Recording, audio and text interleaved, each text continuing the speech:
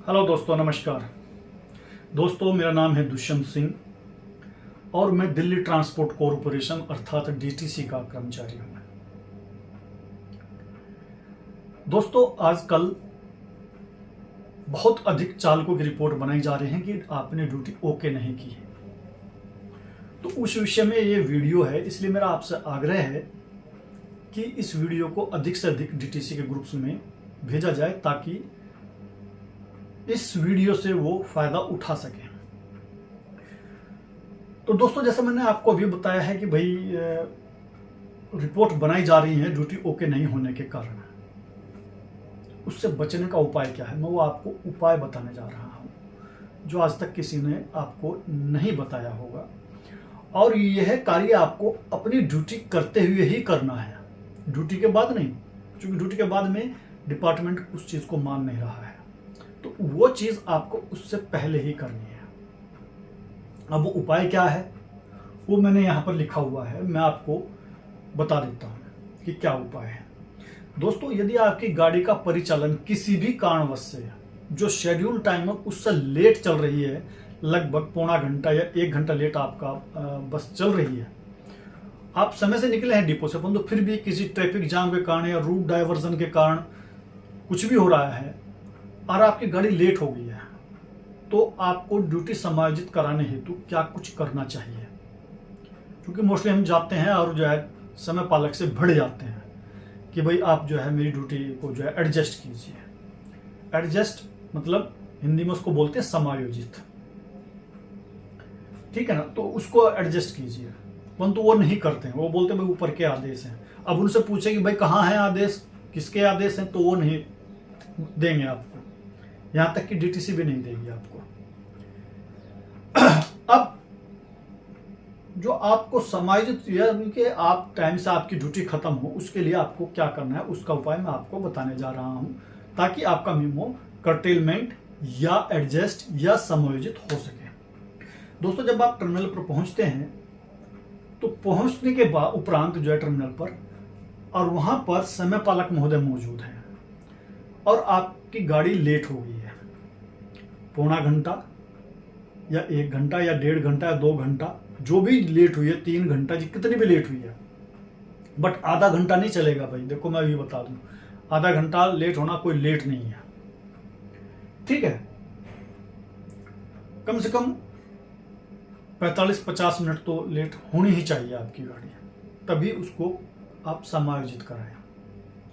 तो दोस्तों, उसमें क्या है कि आपको क्या करना है, अगर समय पालक आपका ड्यूटी मीमो एडजस्ट नहीं कर रहा है, उसमें आप समय पालक महोदय से अपना मीमो ले लीजिए और उस पर लिखिएगा, श्रीमान बस का देरी से परिचालन होने के कारण माननीय उच्च न्यायालय, ठीक है, वह परमिट कंडीशन का पालन करने हेतु बचे हुए समय के लिए ड्यूटी मीमो समायोजित करने की कृपा करें।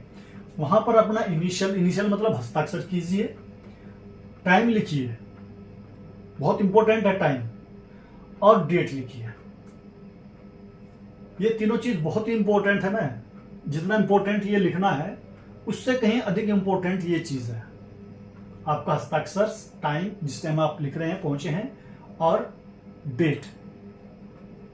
और उसके बाद जो है, अब बात है कि लिखना किस साइड में, जिस साइड में आपकी ड्यूटी का शेड्यूल लिखा हुआ है, किस टाइम हाजिरी है, किस टाइम डिपो से निकलना है, किस टाइम टर्मिनल पर पहुंचना है, किस टाइम वहां से चलना है ना, तो उस साइड में ही आपको ये चीज लिखनी है।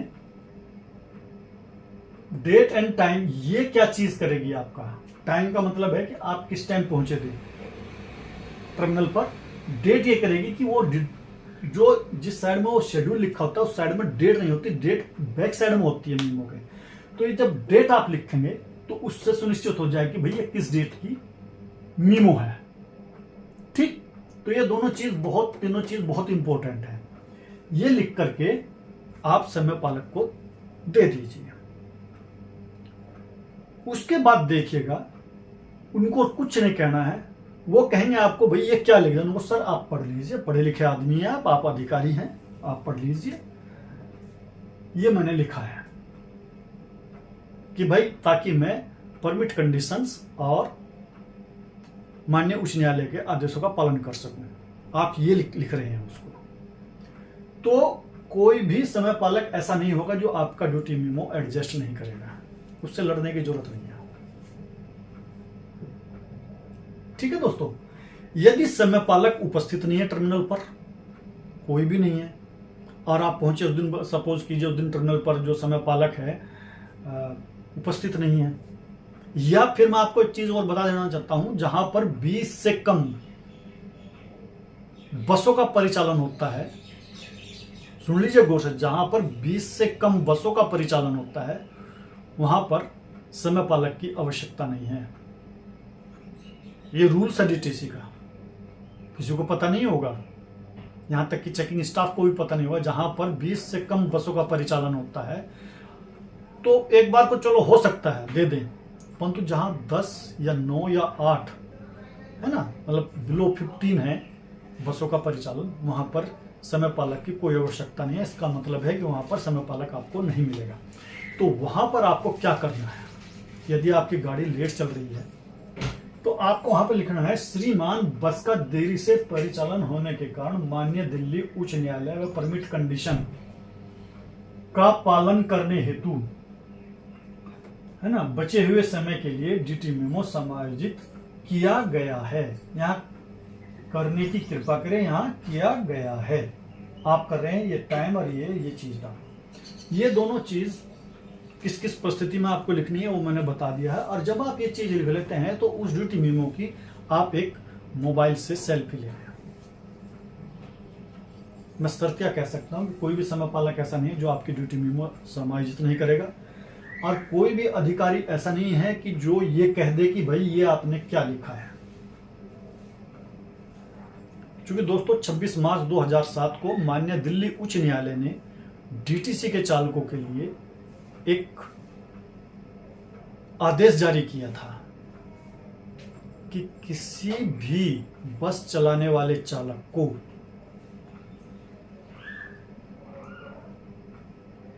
कानून के अनुसार निर्धारित समय से परे ड्यूटी करने के लिए परमिट नहीं किया जाएगा।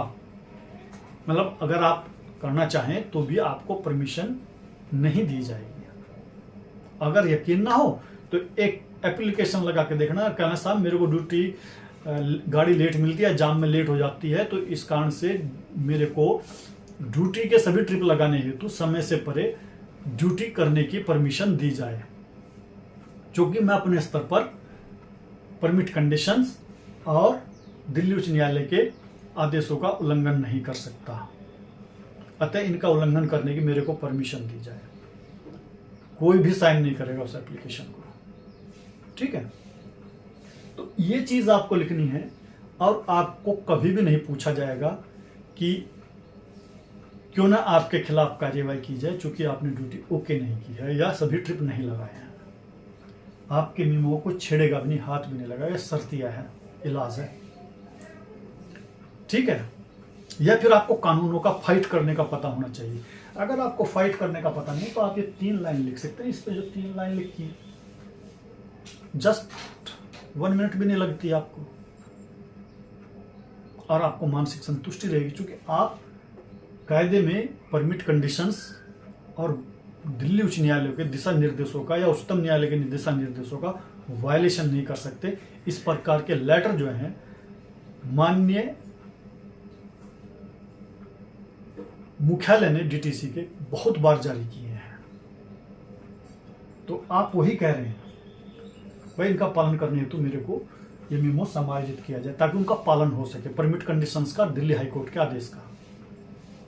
किसी भी अधिकारी को ये अधिकार नहीं है, पावर नहीं है कि वह परमिट कंडीशंस का या दिल्ली उच्च न्यायालय के आदेशों का पालन कर सके। दोस्तों ये आदेश जो है 26 मार्च 2007 को आया था कि समय से परे ड्यूटी का परिचालन, मतलब ड्यूटी नहीं करेगा। स्टीयरिंग ड्यूटी नहीं है, ड्यूटी है। स्टीयरिंग ड्यूटी और ड्यूटी में अंतर होता है, ठीक है। तो आपका ड्यूटी का समय हो जाता है जब आपका हाजिरी का समय है, वहां से आपकी ड्यूटी स्टार्ट होती है, ठीक है ना। और जो ड्यूटी मेमो है वो बनाया जाता है the motor transport worker act 1961 के तहत। और ये केवल दिल्ली की डीटीसी का ही मेमो नहीं बनाया जाता, पूरे ऑल ओवर इंडिया में जितनी भी रोडवेज हैं, जो भी गवर्नमेंट की ये पब्लिक ट्रांसपोर्ट है, जिसे रोडवेज भी कह देते हैं, वो सभी में लागू है। उसी के आधार पर ड्यूटी मेमो बनता है, ठीक है ना। तो उसमें लिखा हुआ है बाकायदा कि 8 घंटे इंक्लूडिंग आपके रेस्ट के सहित 8.5 घंटे से लोकल ड्यूटी ज़्यादा नहीं हो सकती।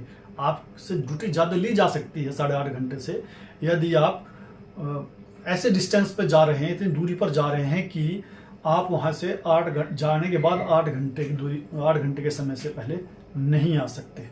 उसमें आपका सीआर का प्रोविज़न होगा, ठीक है। आपको सीआर दिल्ली में नहीं दी जाएगी। दिल्ली में सीआर का प्रोविज़न केवल तभी दी जा सकती है आपको जब आपकी यदि गाड़ी ब्रेक डाउन हो जाए, चूंकि वो सरकारी प्रॉपर्टी, उसको छोड़ करके आप नहीं आ सकते। दूसरे, जो आपका समय बस के रिपेयरिंग में लगता है, चाहे वो डिपो में हो चाहे वो डिपो से बाहर हो, वो समय जो है आपकी ड्यूटी के अंतर्गत होता है, यानी कि यू आर ऑन ड्यूटी, ठीक है। आपको गाड़ी दी, आपने रिपोर्ट लिखाई, उसमें कुछ कमियां थी, तो जो उसमें समय लगता है ना, वो आपकी ड्यूटी के अंतर्गत आता है, उस एक्ट के अनुसार जिसके तहत ड्यूटी मेमो बनाया गया है, जो मैंने आपको अभी बताया है, ठीक है। तो ये सब चीजें हैं, आप ये कीजिए, आपकी कोई भी रिपोर्ट नहीं बनाएगा। आशा है ये वीडियो आपके लिए काफी उपयोगी रहेगा, इसलिए मेरा आपसे आग्रह है कि इस चैनल को सब्सक्राइब करें, लाइक करें और शेयर करें, ताकि लोगों को मैं अधिक से अधिक इस प्रकार की और भी अन्य जानकारियां दे सकूं, ठीक है दोस्तों। तो और मैं तभी कर पाऊंगा जब मेरे को लगे हाँ भाई लोग देख रहे हैं, ठीक है। तो ये सब चीजें हैं, आप ये कीजिएगा, क्योंकि आप उस डिसीजन में बाकायदा दिल्ली हाई कोर्ट ने कहा है कि यदि निर्धारित समय से अधिक चालक से ड्यूटी ली जाती है तो थक जाता है, because we are human body, we are not sitting ideally on the chair and table. हम टेबल पर काम नहीं करते हैं, हमको फिजिकली भी काम करना पड़ता है लेबर वाला, और मेंटली भी काम करना पड़ता है, इसलिए मतलब थक जाता है चालक जो है। हम कोई जब गाड़ी रिपेयर होती है, हम कोई रेस्ट रूम में नहीं बैठे रहते, हम गाड़ी के ऊपर उपलब्ध होते हैं, ठीक है। तो वो सब चीजें जो है हमारी ड्यूटी के अंतर्गत, हावर्स के अंतर्गत आता है। हम थक जाते हैं, इसलिए दिल्ली हाई कोर्ट ने कहा ड्राइवर चालक थक जाता है और रफ ड्राइविंग होती है इस कारण से, ये एक ह्यूमन टेंडेंसी है, ठीक है। रफ गाड़ी चलती है, इस कारण से फैटल एक्सीडेंट होते हैं। उन्होंने एक्सीडेंट नहीं बोला है, उन्होंने बोला है फैटल एक्सीडेंट होते हैं। इसलिए हम निर्देश देते हैं कि निर्धारित समय, जो कि एज पर लॉ यानी कि कानून के अनुसार जो समय निश्चित किया गया ड्यूटी के लिए लोकल एरिया में, उससे अधिक ड्यूटी करने के लिए उसको परमिट नहीं किया जाएगा। आशा है ये आपके लिए काफी उपयोगी रहा होगा। एक बार मैं फिर पढ़ देता हूं, जब आपकी गाड़ी समय शेड्यूल से लेट चल रही हो काफी, 1 घंटा एंड अबाउ, है ना, तब आपको ये चीज करनी है। तब आपको समय पालक जहां पर उपस्थित है वहां पर लिखना है, श्रीमान बस का देरी से परिचालन होने के कारण माननीय उच्च न्यायालय और परमिट कंडीशंस का पालन करने हेतु बचे हुए समय के लिए ड्यूटी मेमो समायोजित करने की कृपा करें, ठीक है। अगर वहां पर समय पालक नहीं है तब ये लिखना है, श्रीमान बस की देरी से परिचालन होने के कारण माननीय दिल्ली उच्च न्यायालय परमिट कंडीशन का पालन करने हेतु बचे हुए समय के लिए ड्यूटी मेमो समायोजित किया गया है, और ये डेट एंड टाइम, ये चीजें आपको बराबर लिखनी है, और उसके बाद सेल्फ लेनी है, उसके बाद समय पालक को देना है। हाँ, बहुत से लोग बोलते हैं कि भाई चालक मेमो पर कुछ नहीं लिख सकता, चालक उस पर बहुत कुछ लिख सकता है, ठीक है ना। चालक के उस पर हस्ताक्षर भी होते हैं कायदे में, तो उस पर बहुत कुछ लिख सकता है, ऐसा नहीं लिख सकता, बट बहुत कुछ ये नहीं है कि आप अपने घर की राम कहानी लिखोगे, ठीक है दोस्तों। Thank you and bye bye, नमस्कार।